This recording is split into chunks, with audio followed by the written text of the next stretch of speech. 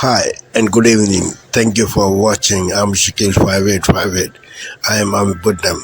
Now the latest headlines from world channels and news agencies.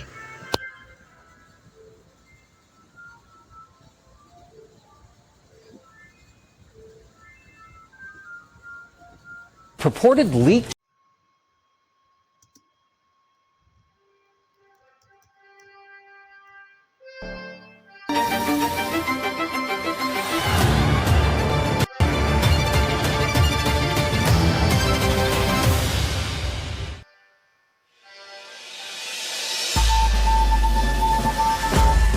Today, with only a couple of hours until a ceasefire in Gaza, final preparations are underway, but there are warnings from Israeli Prime Minister Benjamin Netanyahu.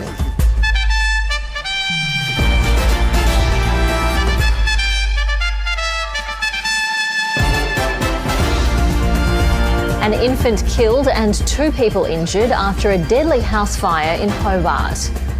1 person missing and several rescued as storm recovery efforts continue in New South Wales. And women's world number 1, Aryna Sabalenka, breezes into the quarterfinals of the Australian Open in Melbourne. Good morning, America. The TikTok on TikTok. With less than 24 hours until the ban is due to go into effect. Hello and welcome to ABC News. I'm Ruby Cornish. American users on edge. What am I supposed to do? And checking out new apps, including one also owned by a Chinese company. Hello, TikTok refugees from the U.S. Welcome to Red Note. What President-elect Trump says about saving the app.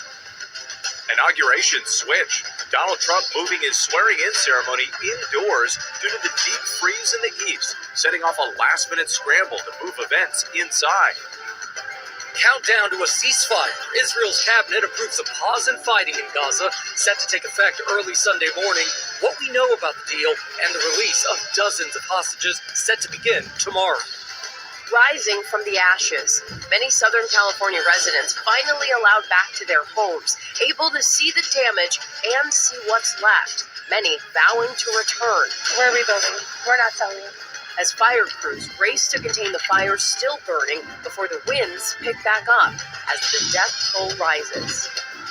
Lowering costs. Popular weight loss medications, Ozempic and Wegovy, are added to a list of drug prices to be negotiated by Medicare. What it could mean for your wallet. The NFL heating up with the divisional playoffs, bringing teams one step closer to the Super Bowl. Can the Chiefs take down the Texans on their quest for a three-peat? And will the Lions take command of Washington, keep their season alive? As ESPN's Herm Edwards says, you play to win the game. Hello? You play to win the game. Herm's in the house all morning long. Live from ABC News in New York, this is Good Morning America. This is NBC Nightly News with Jose Diaz-Balart. Good evening. The battle over TikTok's fate is now going down to the wire. It's hard to overstate just how important TikTok is for so many Americans. It's not just a place for goofy dance videos, but it's a commerce site, a communications tool, and a source of income for many. But as the clock hits midnight tonight, it very well could shut down here in the U.S. 170 million American users shut out. Billions of videos vanishing, all due to a legal and political standoff that has no clear off-ramp in sight. Today, TikTok, the company, and the White House in a war of words. The Biden administration saying the app's fate is in the hands of the incoming Trump administration. But just hours ago, President-elect Trump spoke exclusively to NBC, weighing in on the standoff. Savannah Sellers starts us off tonight. Tonight, TikTok is demanding action from the Biden administration, saying that without necessary clarity and assurance, the app will be forced to go dark for its more than 170 million American users tomorrow. It hurts me.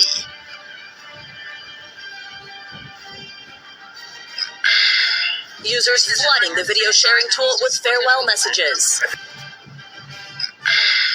Users flooding the video sharing tool with farewell messages. I think it's time we say goodbye. It's a really sad day today, man. I'm not gonna lie. In a Tonight, triumphant return.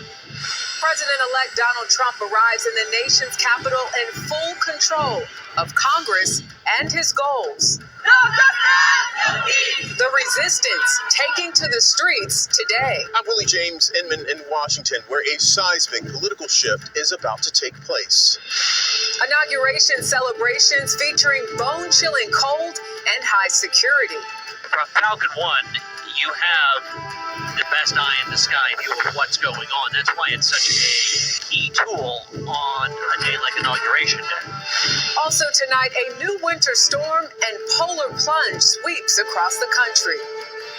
In Spain, a ski lift fails, sending skiers to the ground. Ceasefire countdown. I'm Rami Inocencio in Tel Aviv, where Israelis hope that the first hostages will be freed in just hours, but fear this deal could still collapse. California firefight. New progress as thousands return home. I'm Elise Preston in Altadena, California, where several small steps in the long rebuilding process are being taken. And later, the twists and turns of TikTok. Keeping TikTok alive. I'm Allie Bauman in New York with millions of users waiting to see if the screen goes dark. This is the CBS Weekend News from New York with Jerika Duncan. The incoming White House press secretary. So we are expecting, based on what Tom Homan has said, we're expecting to see raids in sanctuary cities and elsewhere, maybe on the first full day of the Trump term, right, Caroline?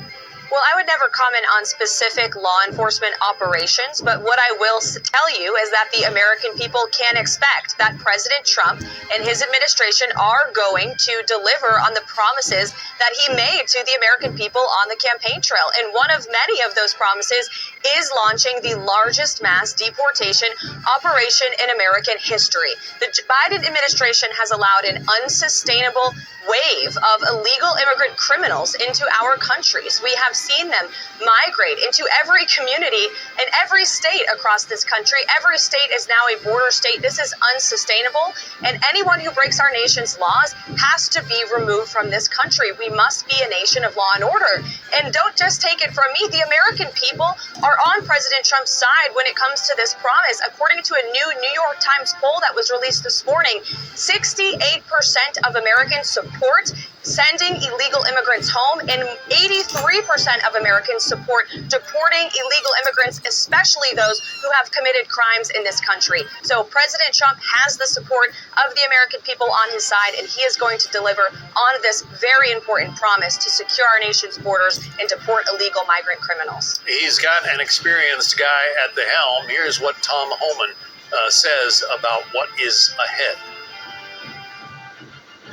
President Trump has been clear from day one, from the campaign on to today, that he's going to secure the border, and he's going to have the deportation operation. There has to be consequences for violating our laws. To enter the country legally is a crime. Then to commit a crime against your citizen, President Trump's had it. He has no patience. We're going to start this operation. We're going to fulfill the mandate the American people gave him on election day. The president has also said he would like to end birthright citizenship. The idea that if you come to this country and give birth, that child is automatically an American citizen. But the president doesn't have the power just to sign a presidential order and make that happen. Well, that's widely contested, and the president will deliver on that promise as well. And that is also something that is widely supported by the American people. And we've seen the catastrophic consequence of being one of the only developed nations in this world that allows people to migrate here, give birth, and then their offspring automatically become citizens of the United States. If you look at foreign ambassadors to the United States of America, when they are serving here in our country and they have a child, that child doesn't automatically become a citizen because they're a foreign ambassador for a foreign nation. When that job ends, then that... On this Saturday night, a ceasefire looms. Anxious families in both Gaza and Israel await the return of their loved ones and a possible end to the 15-month war. The fragile deal, only hours away, but will it hold? The list of contenders for the Liberal leadership grows. We need to rebuild our party. I'm in this to fight for you. But can any of them slow the momentum of Pierre Poilievre? A possible TikTok lifeline to signals from the U.S. president-elect that help is coming just hours before shutting down. And robotics as sport? We want the same resources, the same advantages as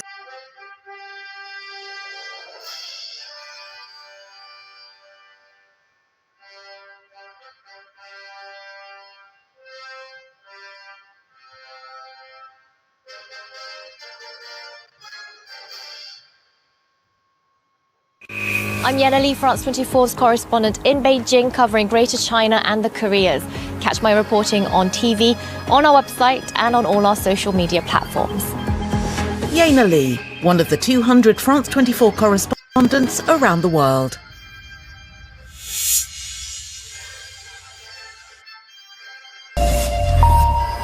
Hello, welcome back. You're watching Daybreak on France 24. Here are the headlines.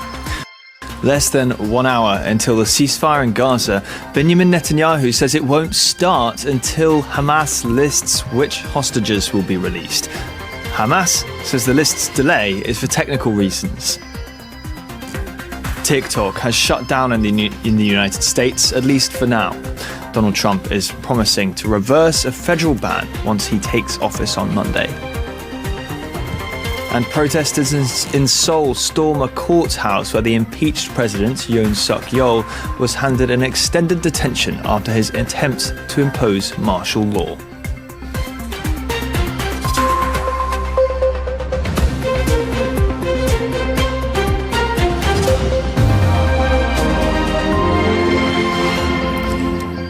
A ceasefire in Gaza was meant to come into effect in 29 minutes' time, but the Israeli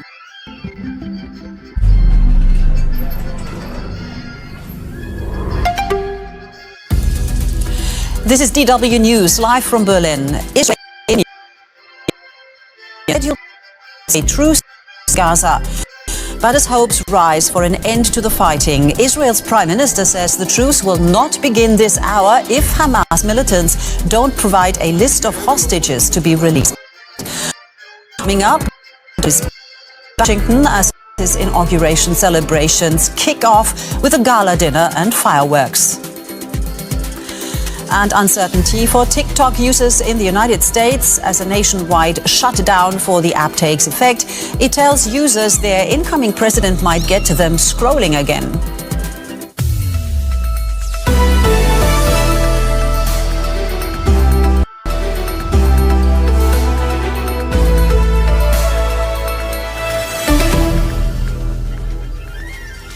I'm Monica Jones. Good to have you with us. Israeli Prime Minister.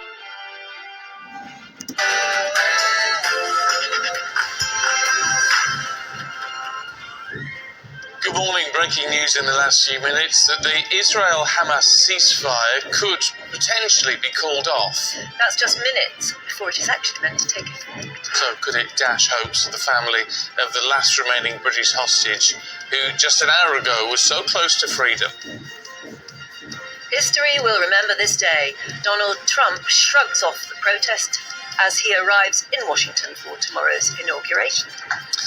The rise of the right as MAGA prepares to run the White House, we debate whether the West love affair with populism signals the death of political correctness. And happy birthday to the Duchess of Edinburgh, who turned 60 today. Wow, we should all look like that when we're 60. We reflect on her life as a royal and what might come next for one of the Windsor's best assets. Good morning. They left it late, but Liverpool strengthened their grip at the top of the Premier League with victory at Brentford. And in tennis, Jack Draper is in action right now against Carlos Alcaraz at the Australian Open with a place in the quarter-final at stake. We'll have updates from Melbourne throughout the morning. Will you see any sunshine today, or will you be stuck underneath the gloomy skies? I'll have all of the latest in the forecast coming up.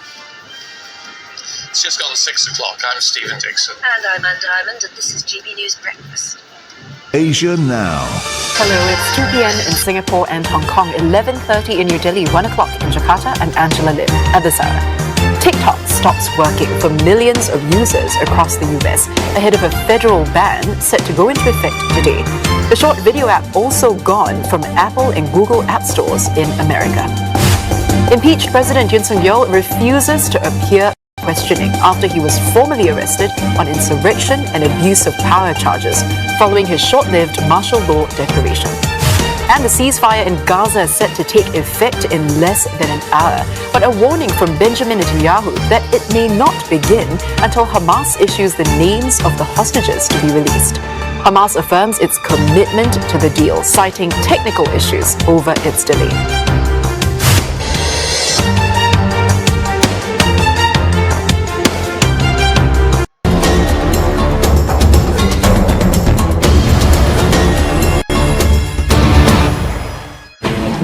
Former Mozambique Finance Minister Manuel Chang.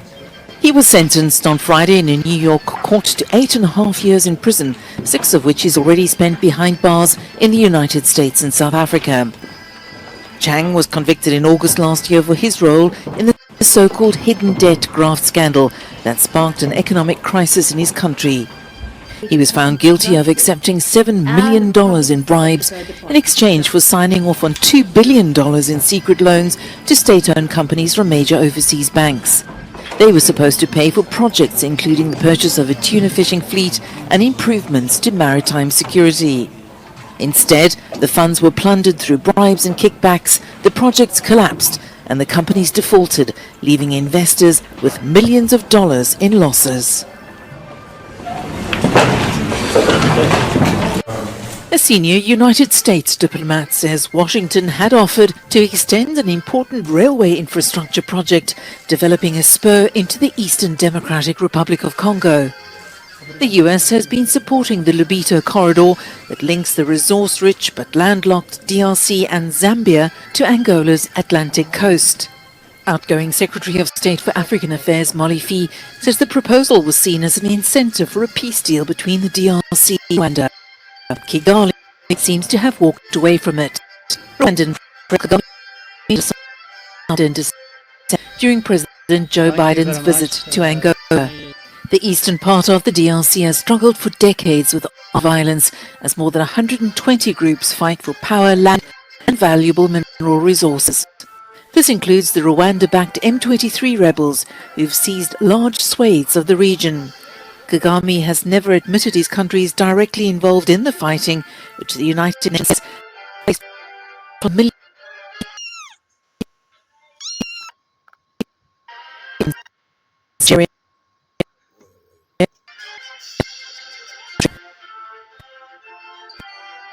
urging marches. Brazil holds the presidency of bloc, Nigeria having converged interests with other members of the group. It becomes the 9th BRICS partner, joining Belarus, Bolivia, Cuba, Kazakhstan, Malaysia, Thailand, Uganda and Uzbekistan. BRICS now represents over half the world's population and more than 45% of global GDP, signaling its growing clout on the international stage. The Brazilian government says Nigeria has been actively strengthening cooperation in the global south and reforming global governance for Brazil. It under the world's oil producers brings significant economic weight to the group. The partnership status allows Nigeria to participate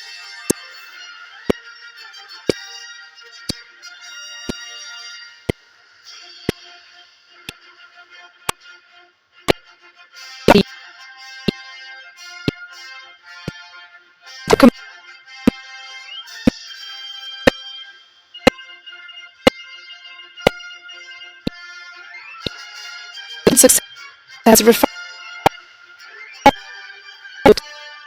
and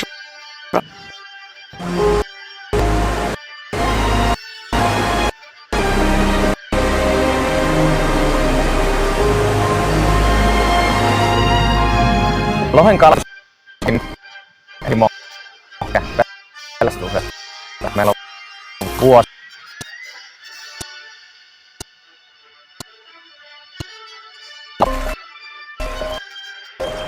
Thank you for sparing your precious time.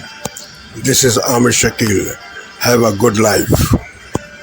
Bye-bye.